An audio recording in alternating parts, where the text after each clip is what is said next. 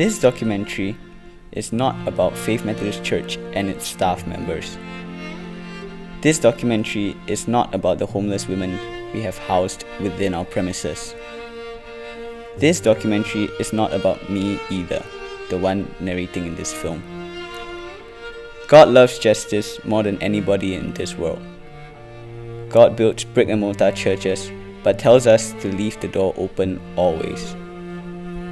God tells us the face of the church ought to be smiling at whoever looks its way.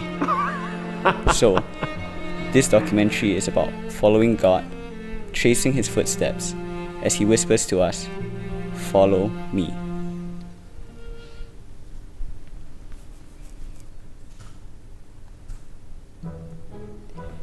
At New Year, we were still wishfully praying for a better year than 2019. Some were praying for the upcoming national exams. Some were praying for a pay increase. Some were praying for a boyfriend or a girlfriend. And Pastor Raymond was praying for one mission for the church. What I know is that most, if not all prayers that God hears at New Year are hopeful. Let's just say the God we serve is full of surprises. My fellow Singaporeans, my fellow Singaporeans, my fellow Singaporeans and residents, we're not locking down the city or confining everybody to stay at home. We have ample supplies. There's no need to stock up with instant noodles or toilet paper. Today, the WHO declared COVID-19 to be a pandemic. But let me emphasize this. The situation in Singapore remains under control. We are not locking down our city. We will therefore impose significantly stricter measures. This is like a circuit breaker.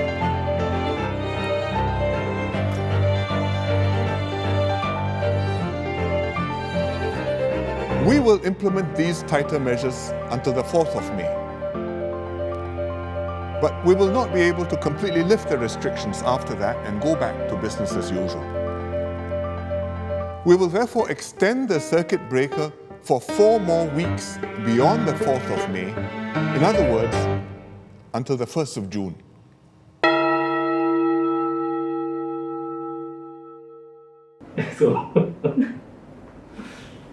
So dear, how has this COVID-19 affect you as well as our family?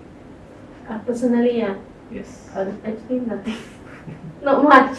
Because I started in December confining at home already. And then just carry on all the way through the CB to get to go out. So it's really...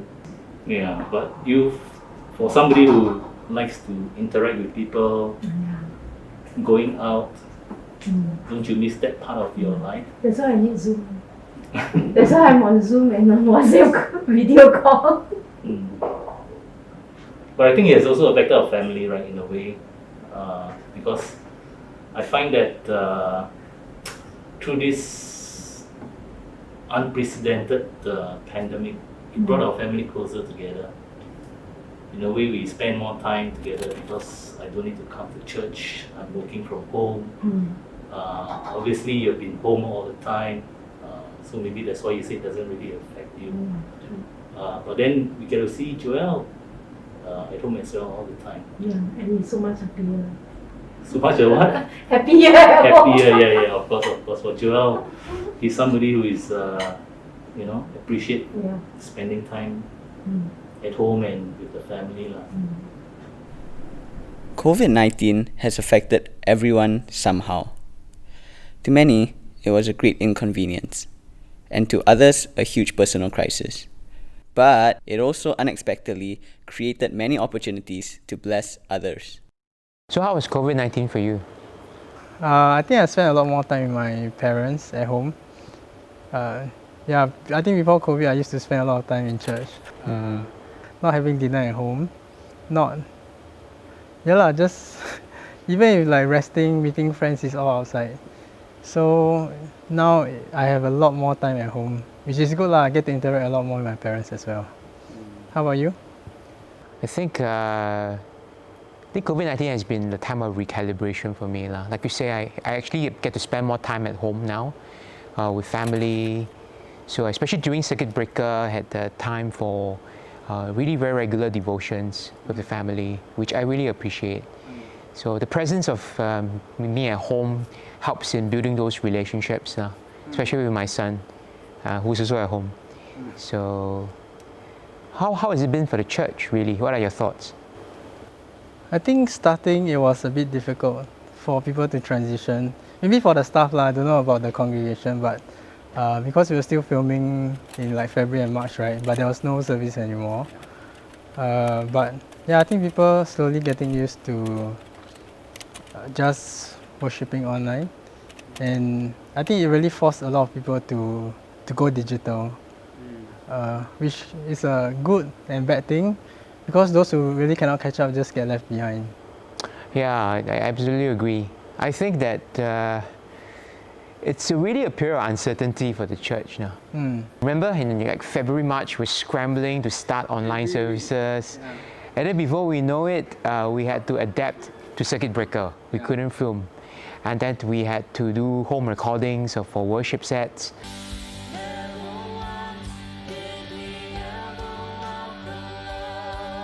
And so it was really a time of uncertainty, and we had to adapt to the uncertainty. But I really felt that through the uncertainty, it really compelled us to trust God more now. Right?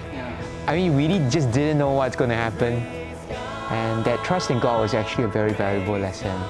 And to me, it was really a time of surrender because of the uncertainty that we had. Yeah. I mean, to be very honest, at the start of circuit breaker, there was a sense of helplessness because there were just so many needs out there. There were needs among the migrant workers. There were needs among the poor and needy. There were needs among the homeless. And yet we were stuck at home. We couldn't go out and help them. So I was really wrestling with this sense of helplessness. And what is faith going to do in this time where justice is needed? The second category of persons who need shalom really are the homeless. Who are the homeless? They are the ones with no roofs over their heads. They can be the poor, or they can be Malaysian workers during the circuit breaker period. They can be persons chased out of their homes because of domestic or family reasons. And during the circuit breaker period, all the available premises are no longer available for them. You know, during non-circuit breaker time, if you go down to Beach Road or around the vicinity or Jalan Besar area, and when you speak to the homeless people there, they have a place to go to at night, to roam, to find a place to sleep. But now with circuit breaker, they are not allowed to be in the streets. Where do they go? They have no place to go.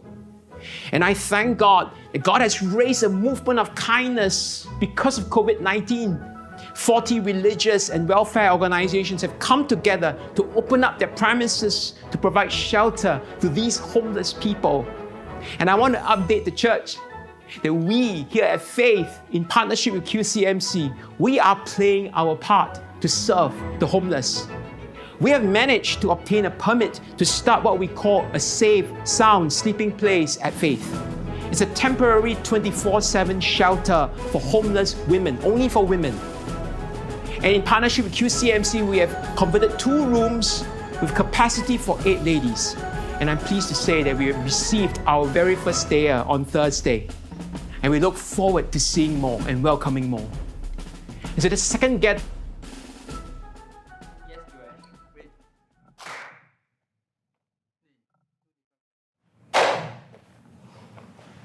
Hey Jungmin, you remember the time when I asked you to volunteer for church for S3P? Technically, you asked me. Oh yeah, I asked Josh. Yeah. Because Josh is your close friend and my close friend. He asked a small group. No, he asked like a couple of us. Of his close friends? Yeah. Okay. And that's what I got to. And yeah, because I was on my school holidays anyway, and I was wondering what I was going to do. I was like, oh, okay, this is great. Yeah, so I joined. Then that time you were telling me about listening to P. Ray's sermon about the seeking the shalom of the city. Pastor Raymond, man. Yeah. Well, actually, I remember that sermon like super clearly. I think it was one of my favorite sermons that I've listened to this year. Because I think he was talking about like social justice, right? Yep. And he was contextualizing in Singapore. So I was actually on exchange right before COVID happened. I was in the US and I asked God to share a piece of his heart for the homeless people there. Yeah, and he actually did, and like I really wanted to make a documentary about the homeless people over there. But because of COVID, I had to come back and I was asking God like, so what now? Like, because now I've seen how important like social justice is to God. I wanted to extend on sharing his heart as well. So like I watched a sermon when I was in the process of praying about it, and it was like crazy, like the fact that our church was opening our doors to the homeless people, and I was like, this is really perfect, man. Like, So the timing all aligned and yeah, all. it was Nice. crazy. Yeah, so I was actually part of the team that started like planning for this. Yeah. So just partnering with Pastor Raymond and some of the core team like Jason and Iket from QCMC even. It was really nice to just partner with Pastor Ray about like how like you can just really feel his heart for the homeless. Definitely. He wants to do things that like God has placed upon his heart to reach out to the homeless, to even open up as a shelter, even in the midst of COVID. Yeah. So like COVID really actually opened the doors.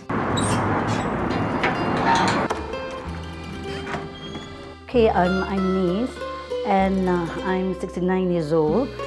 Hi, my name is Lisa. I'm actually 44 years old. 大家好，我是 Madam Huang， 我今年是71岁。 There were 5 more women who told us they'd rather not appear in the documentary. So, there were 8 of them. In just 12 weeks, these women formed real bonds with one another and the church members. They found somewhere they belong. Perhaps not a permanent space, nor a stable job, but they found belonging in God's ever-open arms.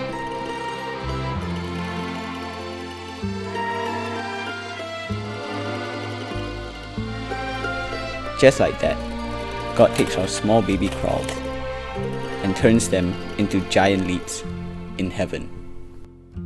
And since this is a Christian documentary, I thought it only apt to end it off with a verse just like how it opened. Yeah.